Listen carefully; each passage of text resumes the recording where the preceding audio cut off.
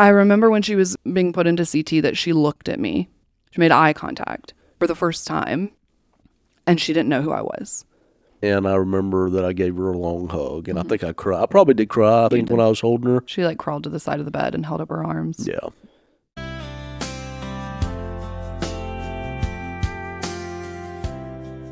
Okay, hey guys, we are back for part 2 of the seizure episode. Last episode was part 1, where we kind of went through the difficult aspect of that story, the details and whatnot. And so now we're moving into part 2. This is episode 6, officially. Episode 7, we're not going anywhere, so stay tuned. If you missed where we are, if you have no idea what's going on, go back to episode 1. We introduce who we are. Episode 2, we talk about our daughter's birth. Episode 3, we talk about his stroke. Episode 4, talk about something that happened to me. And then, like I said, episode 5, we get into the beginning part of the seizure story. So we're going to pick up where we left off here. I think mostly we kind of left off where we arrived at the hospital. And our daughter, Mila, had a seizure, a bad seizure, was in status epilepticus for at least 25 to 30 minutes. We're not entirely sure how long. That's probably the minimum. She was having agonal respirations, meaning she may have gone into cardiac arrest within a few more minutes. And EMTs arrived, administered rescue meds. Fortunately, that stopped it. You were out of town, which we talked about in part 1. So we're going to pick up here where you're driving to the hospital, and I arrived at the hospital before you got there, like quite a few hours before. I probably arrived at the hospital around the time that you actually left your hotel. But just walk us through how you were feeling specifically on the drive to the hospital. You just listened to the entire 911 call. You're 4-something hours away. Your daughter, just had this horrible seizure. Your older kids are alone at home. Walk me through what you were feeling. Yeah, there was kind of a mix of worry in a couple different places, but also too focusing on trying to get back safely. That was the biggest thing. Part of my worry, the first part was obviously with you and Mila being at the hospital and not know what's going on.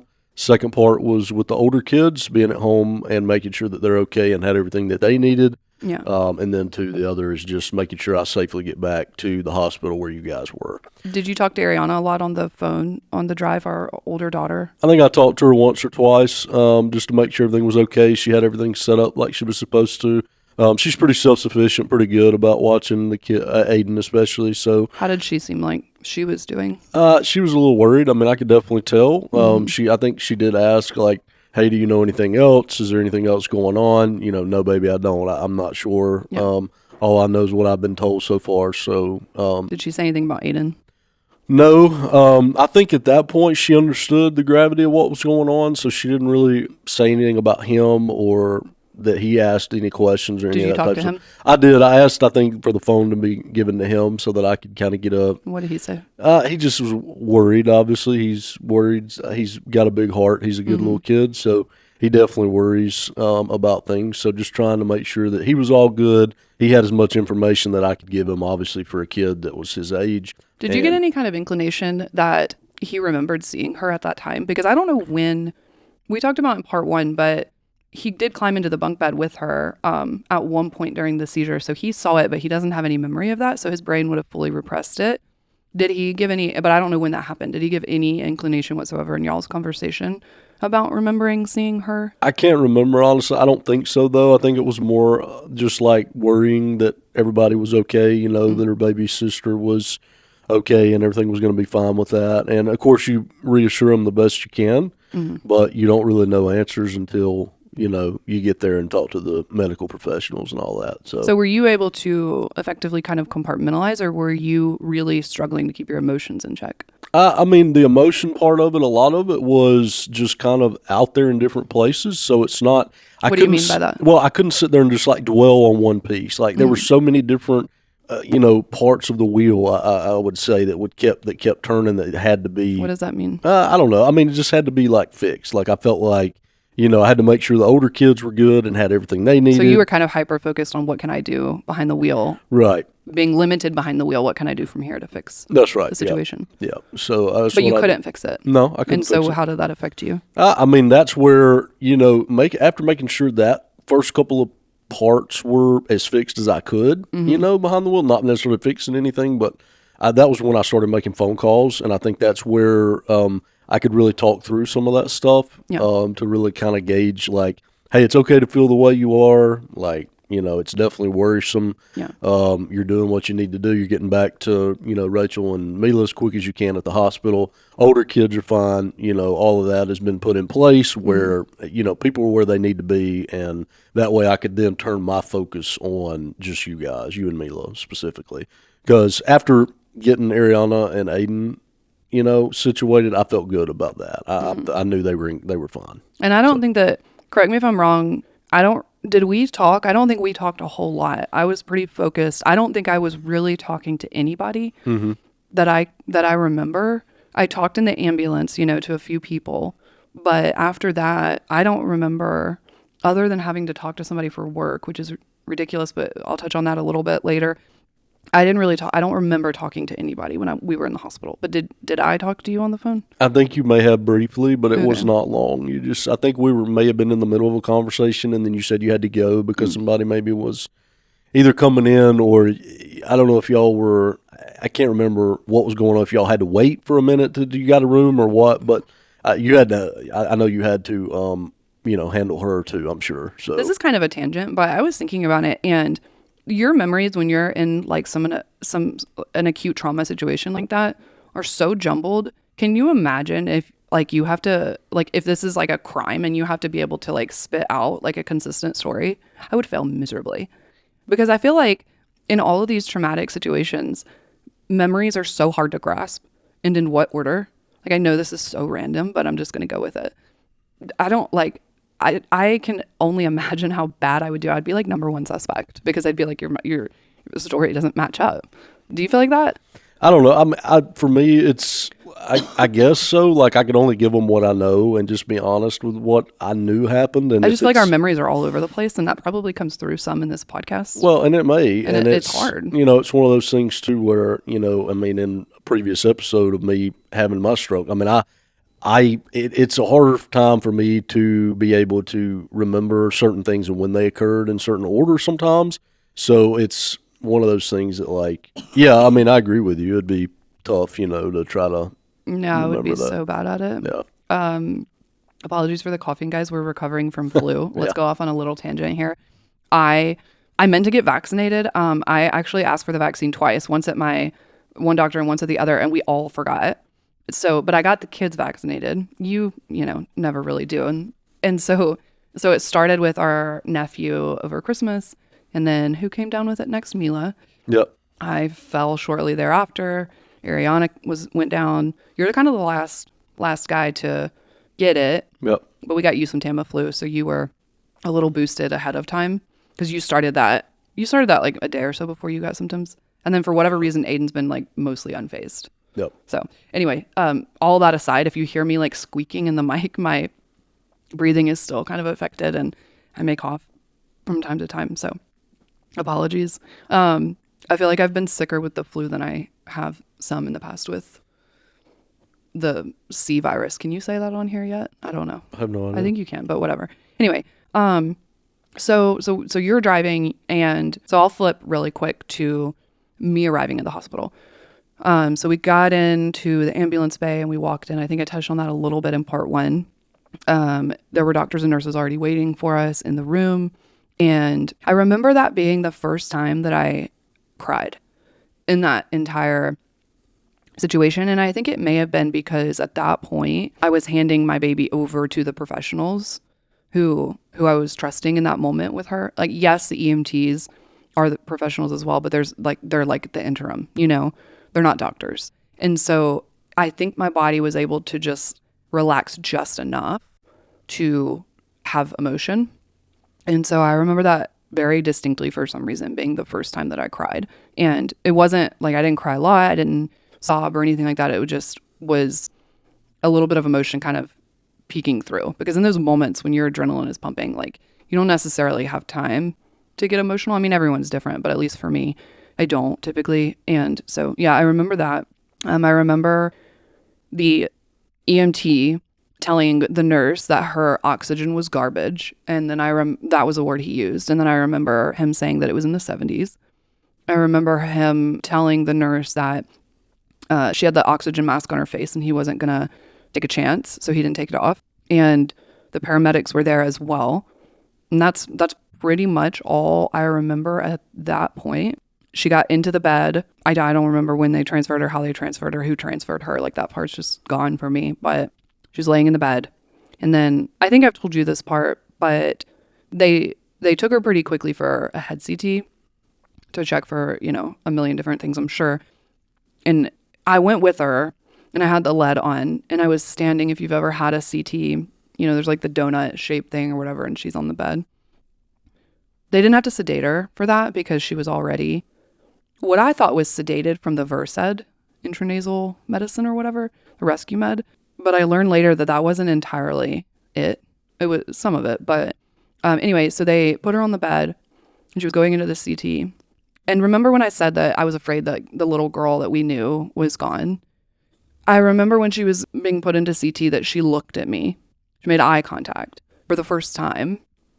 And she didn't know who I was. And I could tell she didn't know who I was. And that was really scary. It was really hard emotionally. It was really scary. This might seem kind of weird to some people, but for those who have children with like a severe speech and language delay, they would understand. I waited a really long time for her to say mama. So there were so many things going through my mind in that moment. One of them was like, will she ever say mama again? Okay, now let's be clear. She says it 400,000 times a day now. Spoiler alert. But yeah, she had no idea who I was. And for those of you who don't know anything about seizures, what was later discovered, or like what I learned having looked through her medical records and reading, was that she was postictal. So remember our friend who has epilepsy and that period of time where she doesn't necessarily recognize people? So that was Mila. But I didn't know that at the time. Like, I should have known it, but I didn't. And that was hard. And then, yeah, we got back into the room. There was a point where, like, I had a work call or something that was scheduled, and I got a call from my boss asking questions, like having to, sort of, I don't know, like having to work a little bit, which is going to kind of give a little bit of a foreshadowing into later episodes and how that all transpired. But your situation was different in that you were working, but then they would leave you alone. You know what I mean? Like, if something like that happened, which it did, they didn't just like make you work or whatever. Like, their focus was, are you okay? And is your family okay? Yeah. My employer at the time was not the focus. The focus was the business. Is the business okay? Is the business going to be okay? They didn't care about me or Mila or any of us at all. So that was hard because I was juggling this situation where I had no idea what was happening with our child. I didn't know if she was going to be okay. She was still postictal, and I'm having to work. Now, I didn't work a lot, but I had to work some, and that's unacceptable. It's unacceptable. Anyway, that was kind of the one bit that I'll throw in there about that. And we'll get into some of this in later episodes, when it started to get even worse. But I'm trying to think if there's anything else specifically I remember. I mean, it just this crushing feeling of not knowing, what was happening. I remember I was texting probably a lot of people, but I was texting my OB that delivered her and letting him know kind of what was going on. And then I was texting one of the neonatologists who we, got close with in the NICU. I don't remember if I was talking to any of the NICU nurses. I think I probably was. And they were all, praying for her and wanting updates. And the neonatologist was not surprised. OB was, I think, if I get that in the right order. I was surprised, obviously. You were surprised. None of us expected that. And we hadn't connected it yet to the birth. But it was interesting. It's interesting to look back at their reactions because you've got this one doctor who took care of her and he wasn't surprised by it. And again, I'm glad that I didn't know that this was a risk. I wouldn't have wanted to live, the first 4 years of her life fearing it, but Well, but had you known what the diagnosis was earlier, how would that have changed the way you did things with her the 4 years? I would have been even more hypervigilant. I already was obsessed with making sure she ate organic food, making sure she had a balanced diet. I didn't allow any kind of light up toys or sound toys. She watched some TV at the beginning, and then I saw something about not letting kids watch TV until they're like 18 months old. So I cut screens completely. 18 months or 2, I don't remember. But it was really strict. Do you remember that? Yeah. And if family gave her like light up toys or whatever, like, no, she couldn't play with them.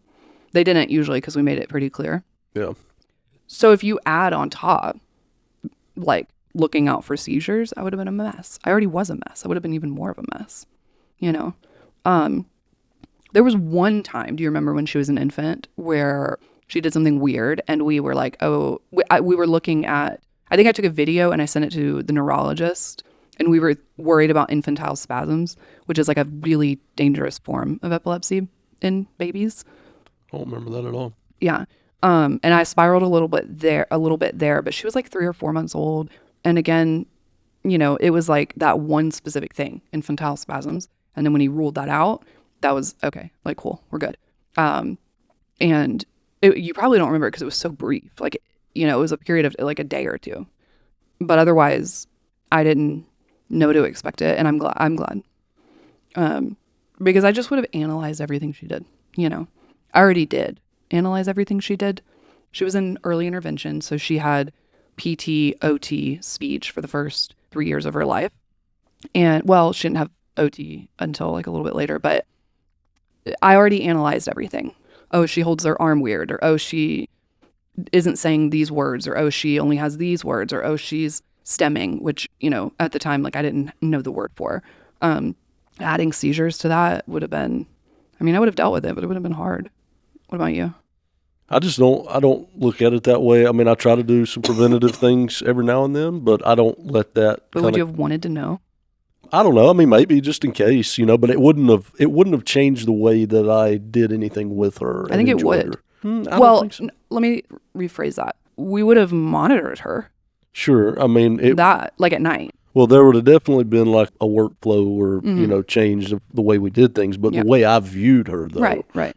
That wouldn't have changed. I wouldn't have viewed her any different. I just think it would have been harder to enjoy her because I would have been watching her. Does that make sense? Yeah. I mean, I wouldn't. I just don't. I would have just allowed her to be a little girl and not have to, you know. I would have too. I just, like in my mind, I'm talking like specifically my brain.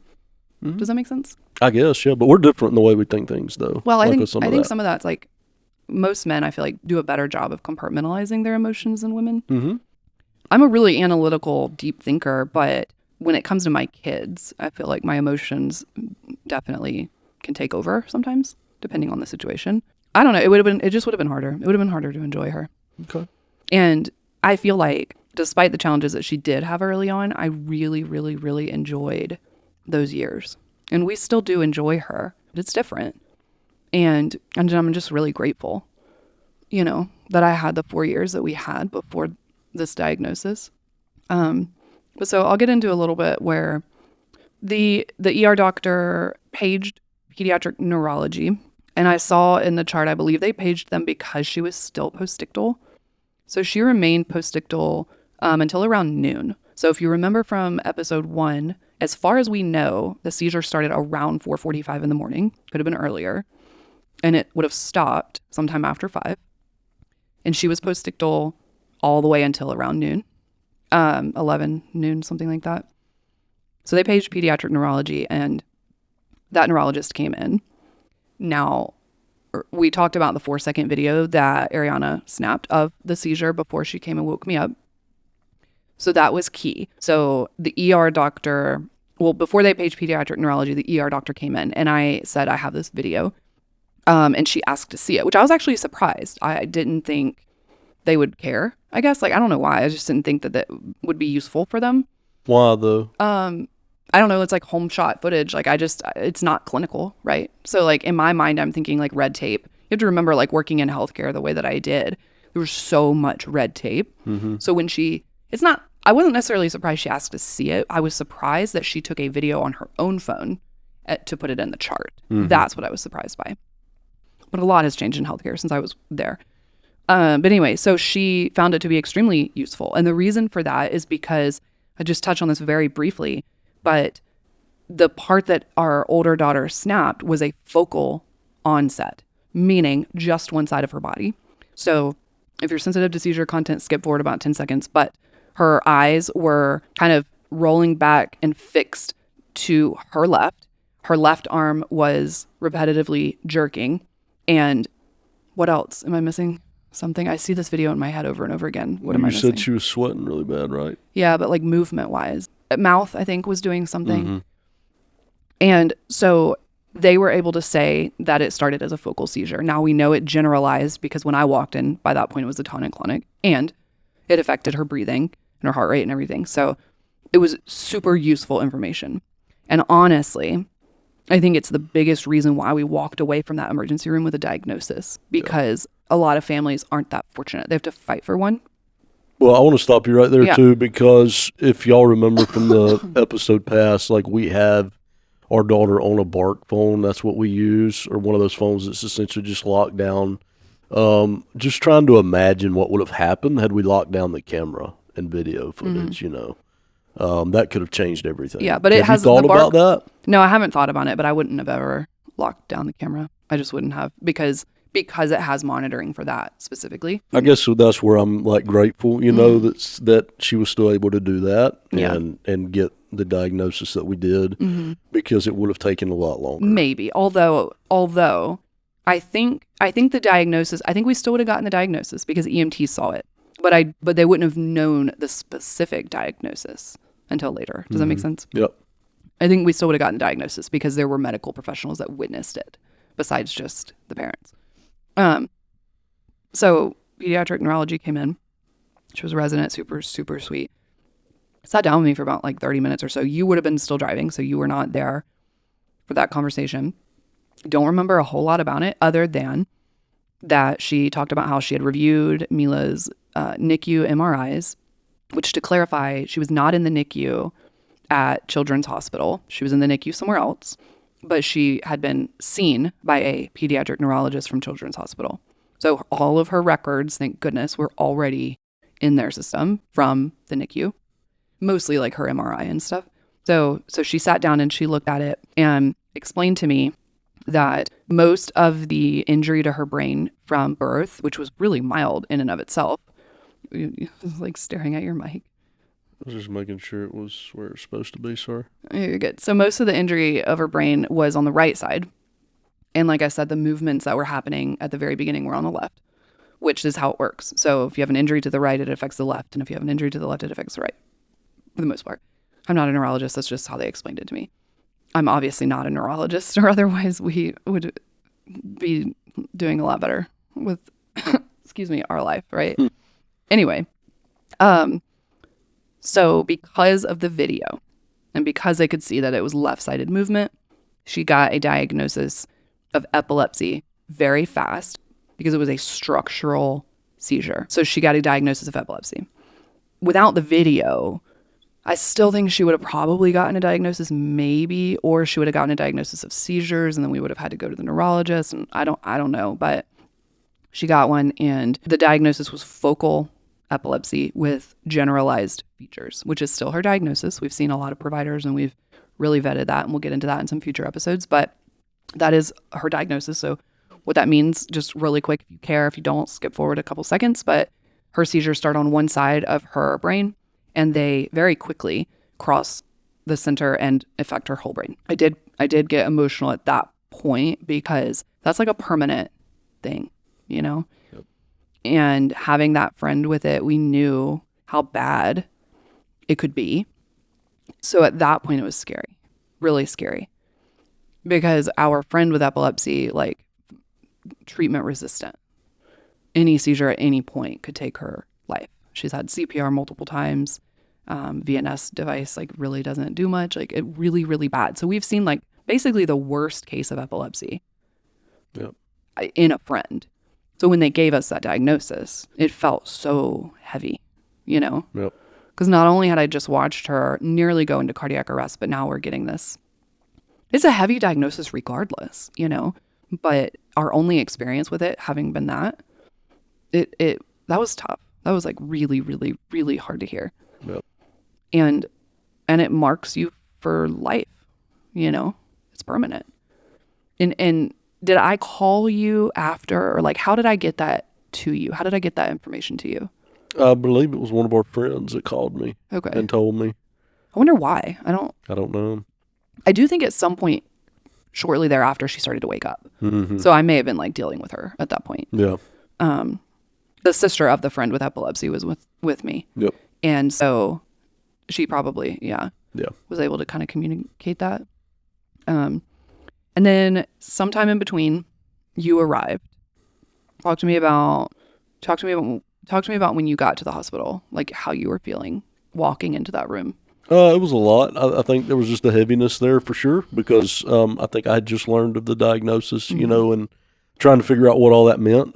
Sure, I've seen it in, you know, the friends that we had, but I don't know how it affects you on a day-to-day level. So that's what I was trying to think about. Like, okay, what does this change about how we have to do things now? That's one of the first thoughts in my head. I mean, I do like to plan. I do like to kind of try to understand what I'm getting into. And so that was part of it. And when I you remember, saw her, though, like anything? Well, and I remember walking in and I got to the, you know, waiting room or whatever it is. And I remember that there were only 2 people that could be back there at one time. So I wasn't even able to go back until we swapped. And so I did end up getting to go in there after swapping. And I remember that I gave her a long hug. And I think I cried. I probably did cry, I think, when I was holding her. Yeah. Just because it was just good to see her, you know, because I know she had been through a lot, even though she doesn't remember it. She reached up for you. Yeah. She like crawled to the side of the bed and held up her arms. Yeah. Was there any part of you that was relieved that she recognized you?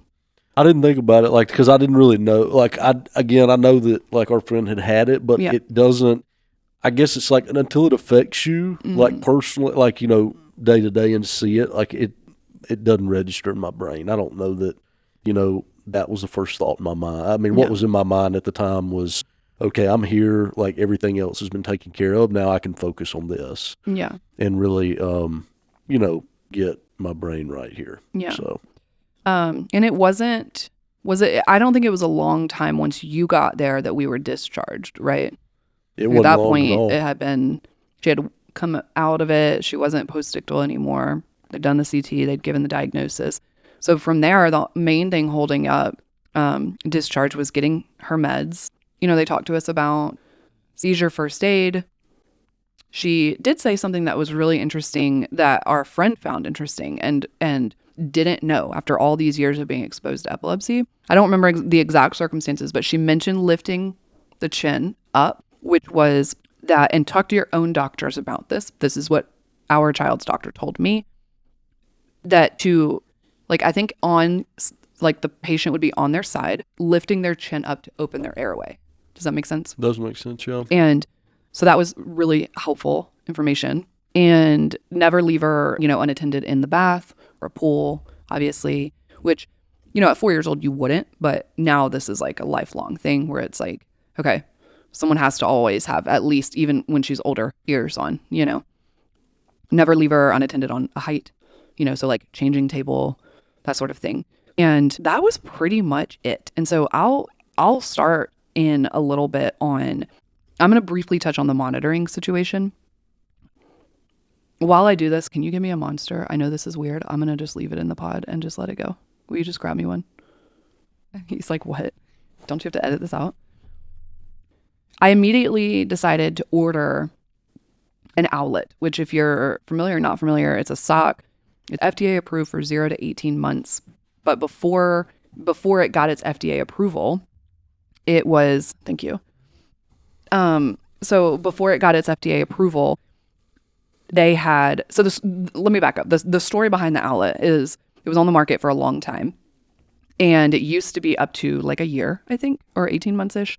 And then the FDA was like, oh, no, we don't like that. But it was a long time into them producing this device. And it's a sock that babies wear on their foot, and it gives like heart rate, oxygen, sleep status, like whatever. And it was pulled from the market to get FDA approval. But when it was pulled from the market, they had extended sock sizes that went up to 5 years old. When they pulled it from the market, they got FDA approval, but only for 0 to 18 months. But all those up to 5-year-old sock sizes were floating out there. And somebody had, other people and other companies or whatever had bought up like a bunch of them, right? Because Owlet could no longer market it as up to 5. So I knew that. I bought one in the ER I think I bought it on Target to be delivered like that day. Because at this point, it's like, okay, well, now we have to really monitor her. And I need to know if something happens.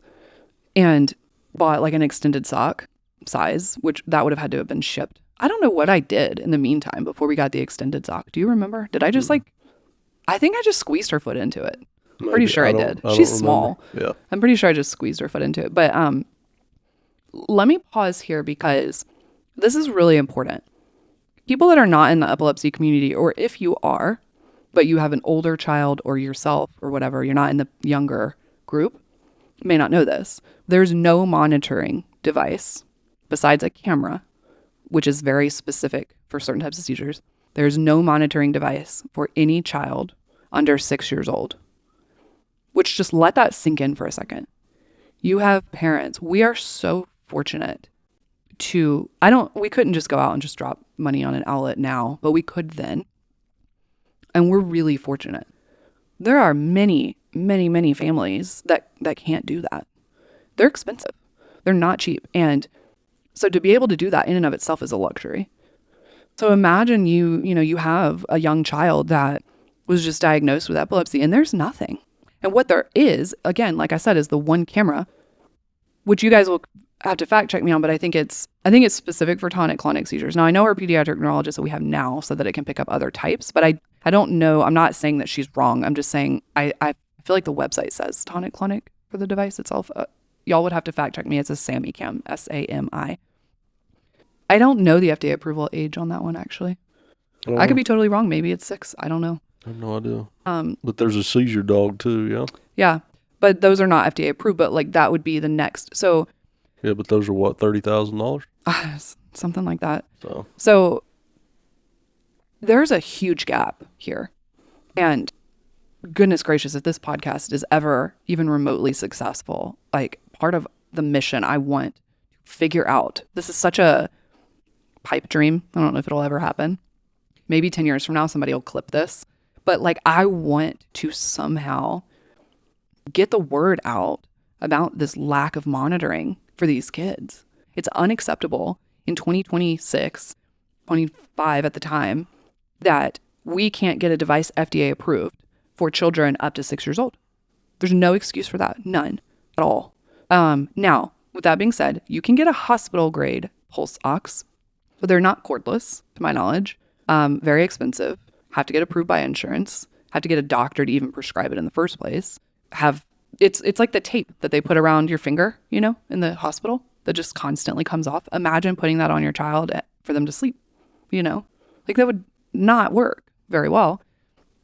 So there's a massive problem here. And the only thing that I could do at the time was get the Owlet sock, which we did. And we're blessed to be able to do. And then when we met her neurologist for the follow-up visit, he literally told us, you can tell him what he told us. What did he say about the devices? Like the only thing that he recommended. I don't remember. You said it already. What, seizure dog? Oh, yeah. Yeah. Mm-hmm. That was it. So that was the only thing that he recommended for this age group. Yeah. He wasn't necessarily saying like the other things are bad.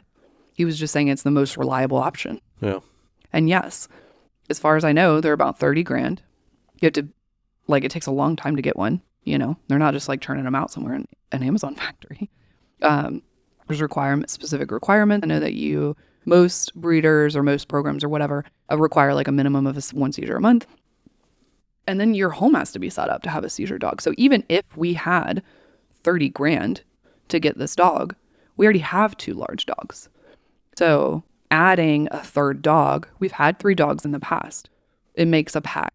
You can disagree with pack mentality all you want. 3 dogs makes a pack. We can't do that again. It's unacceptable. And so anyways, long story short, we bought this Owlet device and that was it. That was all that we had to monitor her other than cameras.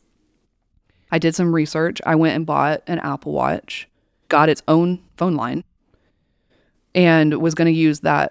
There's a couple of different apps that you can buy subscriptions for. We knew about them because of our friend that had epilepsy, but she wouldn't wear it. I got the smallest possible one, but it's heavy, you know. Do you remember I literally like not like zip tied it itself to her wrist, but like zip tied the whole of the band. You remember that? Yep. And she still pulled it off. Yep, she did. And I tried so hard. Like I got like cute bands. I got an Elmo watch face on it or whatever. Yep. And she's like, no, man, I'm not wearing this. And it still is just like hanging on my bedside table charging, but for what? I don't know. And then the one other thing that I found was something called a Neebo, Neebo, and it is made by Datrix, Daatrics. I don't know how I found it. I think they're made in like Nova Scotia. They're not FDA approved, but you can get them, no problem, like just order or whatever. The caveat is that they stopped making them in May of 2023, I think. I bought 2. Again, really fortunate to be able to do that because they're not cheap. But they're just these tiny little watches. I'll insert a picture here. But it's really small. It's like maybe, an inch? Like the actual little thing that sits on her arm. I don't even know that it's that big. Yeah, they're like really small. And they weigh nothing.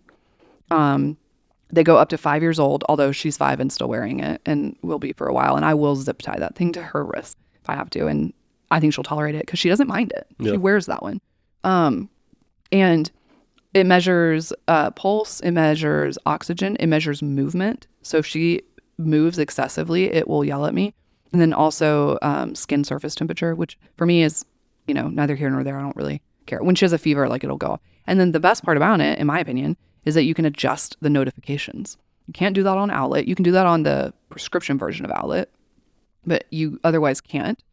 And so the problem with the Owlet, and the reason why I wanted to get another device, is because, I don't know if I told you this, I think I did, but the Owlet, because it's meant for babies, and she's 5, its heart rate limitation is like really high. I think it's like 220.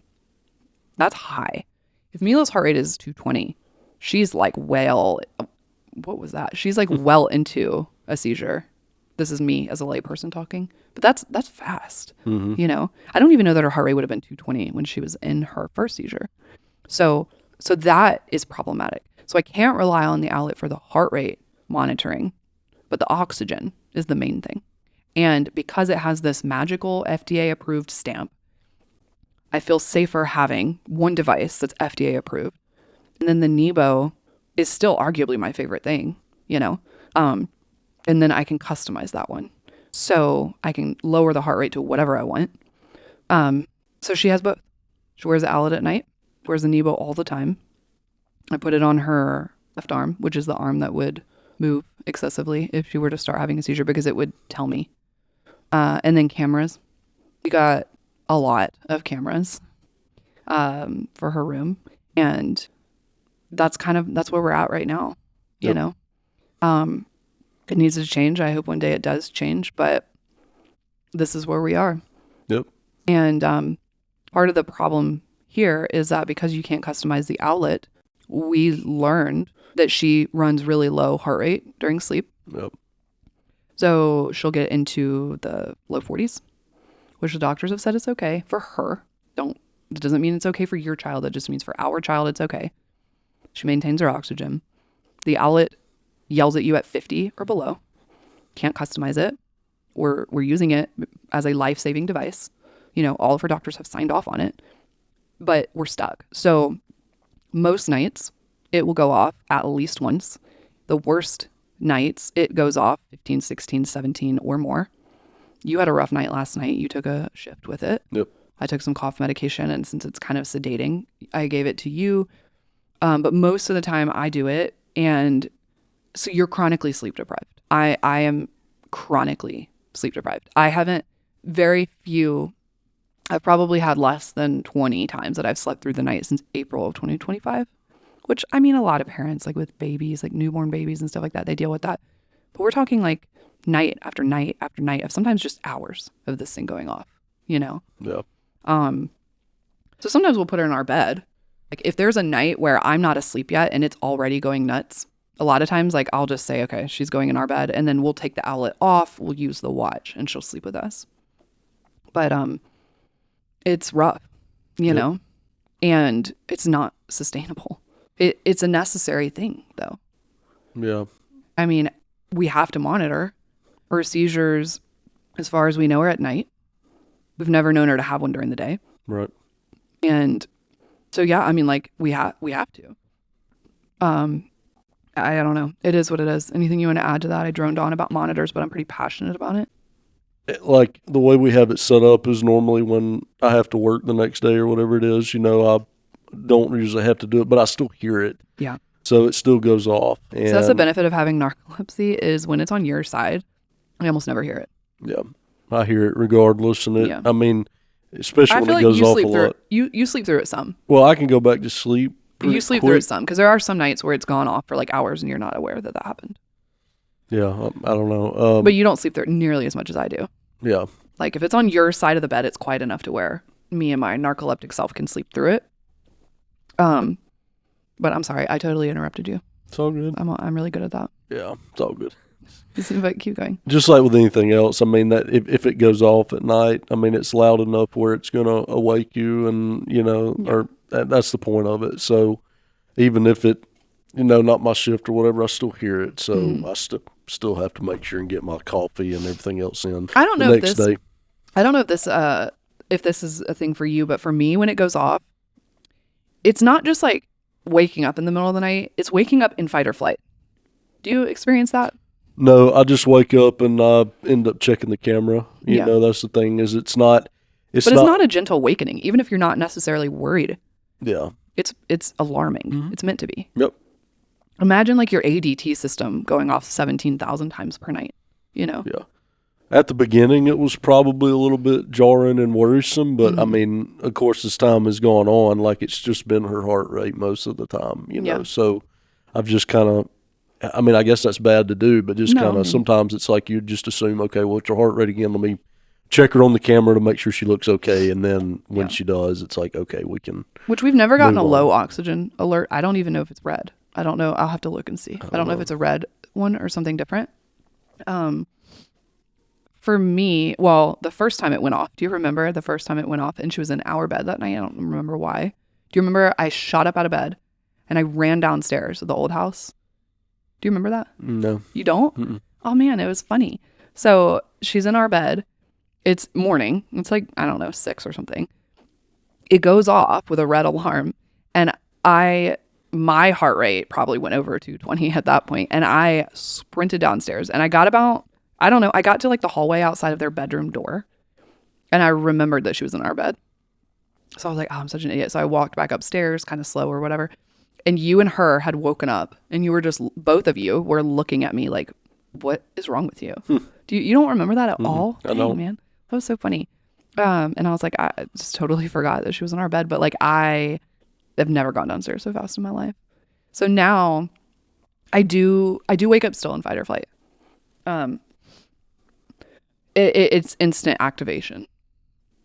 Now I know, like, in the back of my mind that it's most likely her heart rate. But I think because I saw the seizure, maybe, I don't know. Or maybe it's just like being a mom and it being like a little bit different. I'm not sure. But it doesn't freak me out to the point where I like run anymore. But it's not, I mean, it's not comfortable to wake up like that. No, it's not. It's always in the back of your mind. Like, something could be wrong. Oh, yeah. Yeah, that's definitely always there. But it's more along the lines of, okay, it goes off. Let me check the camera and then let's make sure we can see her. Because sometimes she'll move around in her bed, you know, and you can't really see her, and then I'll have to get up, or you'll have to get up and adjust her so we're able to see what she's doing that way. So let's move off this topic, because probably we've lost everybody but the epilepsy community at this point. Anything you want to add? No, I think that's it. We're just grateful to have her here. At least we know what's going on. I mean, yeah, there's a lot of sleepless nights, and it's tough. I mean, I'll be honest with you. That's the main thing, is getting enough sleep for both of us, you know, all that's tiring. Because you're really tired today. Well, you may be able to even tell. I mean, I'll be honest, yeah, it's one of those things that, you know, we do the best you can, and I know we all do for our kids, and, you know, we give them what they need and do the best job we can as parents. So, a lot of parents just straight up put their kid in the bed with them forever. Well, yeah, there is. That would be a problem for you for obvious reasons that we're not going to talk about on this podcast, but you wouldn't like it. Yeah, I mean, there's a lot to, but that's a different thing too. I mean, I just don't get the logistics of that. It wasn't for us. No, it's not. But when she has a fever or whatever, she'll go in our bed. Sure, yeah. I mean, or if it's been a real rough night already, like that's fine. I mean, it's one of those things that like we do it. Or if I watch a crime documentary about a 6-year-old girl and then I get sad and go get her and put her in our bed. Well, I mean, yeah. Maybe did that a couple nights ago. Yep. Did I tell you she was? Did you just sometimes you just go to bed and she's there. Yeah. Yep. And you're like, how did this happen? Exactly. Yeah. I think I told you that night, like, hey, I'm sad and I'm going to put her in our bed. Mm-mm. No? Nope. Yes, I did. No, you didn't. No, I came in there and there she was, which again, is what it is. But I watched the Jean-Benet Ramsey Netflix documentary, and which like I've consumed like quite a bit of true crime, but there is a point in that documentary where I can't watch it anymore. But so I had watched some of it that night, and she was 6, and so I just got really sad, and I went and I snuggled with her in her bed, and then I was like, I don't feel better. So I just picked her up and put her in our bed. Yeah. I'm so squeaky. It's all good. We were sponsored by Monster. Did you know that? Didn't. I know. Cool. Yeah, episode 6, and we've already gotten a massive sponsorship. Red Bull, you want to come next? Yeah. No. We're not making any money off of this Monster. I just run on Monster. You run on Red Bull. And that's where we're at. Like we said, sleepless nights. Yep. But grateful to have her here. And I guess that's it. Yeah. I guess next podcast we may be in a different spot in our house. Yeah. We'll try it out and see. You really want to move it? I do. This couch, I don't know, something about it's just not pillow. It's not comfortable. They saw the pillow when you got up to get my Monster. I'm sure they did. It's just not comfortable at all. But hey, it is what it is. Facebook Marketplace. Well, it's also falling apart. Yeah, well, it's a Facebook Marketplace purchase. Every time you sit on it, you're like, is this the last time? Look, we bought it years ago. I know. And it's actually an expensive couch if we had bought it brand new. I'm sure it probably is, but it's one of those things. It's going to be here for a while. It's just not very comfortable. I like it. Well, good for you. The chairs that we're going to be in the next podcast are not any better. Well, maybe not, but they're falling apart. So I stabbed myself. Can you say that word? I'll bleep it on one of them the other day, shampooing it because there was something sticking out of it. Yep. Also Facebook Marketplace. Yeah, but that one was like kind of like low key shady. They didn't tell me that it was held together with hot glue. Like they're like this is like they like recovered it and there's anyway whatever. None of this matters for the podcast. Stay tuned for episode 7, where we'll move away from some of the medical stuff. Sure. Get into some other stuff. Most people that watch, which is not many, but most people that watch are not subscribers. So subscribe. It just makes it easier to find. And like, if you know me personally, subscribe. If you know him personally, subscribe. If you like the video, if you hit the notification bell, like, I'll be honest, I never do that on the people that I subscribe to. But do it for ours, okay? Because you'll get a notification when we upload. And like, doesn't everyone want that? Sure. It feeds this algorithm thing that we're learning about. So do that. And then share it. Again, can't say this enough. We want to help people. And that doesn't mean that we're, perfect and wonderful and everything is sunshine and rainbows. But we've walked through some really hard things and we want to help people and be helped. So share it. And then we're on TikTok. We're on Instagram. We're on Facebook. And if you're listening to this on Apple, on Spotify, on iHeart, wherever you get your podcasts, please leave a review. You said it's okay for them to leave a 1-star. Yeah. But I'm going to say, if you want to leave a 1-star review, email us first. Resurfacepod@gmail.com. At least tell us why. Is it resurfacepod@gmail.com? Resurfacepodcast@gmail.com. Which one is it? I can't remember what you put it up. Resurfacepodcast@gmail.com. Where am I going with this? If you want to leave a 1-star review, that's fine, but like email us first. Please leave a 5-star review. No, all kidding aside, leave a review. Follow the channel there. You can do that on podcasts. A lot of people don't. You're bad about that. Yeah. You listen to a lot of podcasts, but you don't like follow them. Yeah. Don't know why. I don't know. Bad. Follow it, share it, leave a review, come back for the next episode. Yep. Excuse me. Anything else?